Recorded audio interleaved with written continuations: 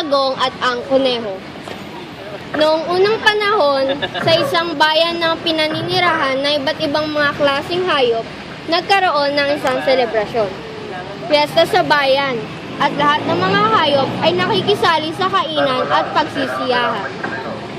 Lumapit si Pusa sa kanyang mga kaibigang hayop at niyaya niya itong sumayaw. Uy, ang saya ng piyesta! Halika, sayaw tayo! Meow! At nagsiyawan na ang mga hayop.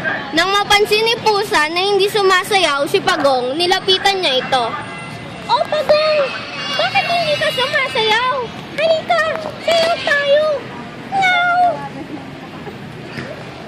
Nagsalita ang Pagong. Hay naku, kaibigang Pusa. Di ako marunong sumayaw. Kasi pinipigilan ako ng maiksi kong mga paa. Pero okay lang mga kaibigan. Magsiyaan lang kayo at masaya na rin ako. Sigurado ka ba? Sige na!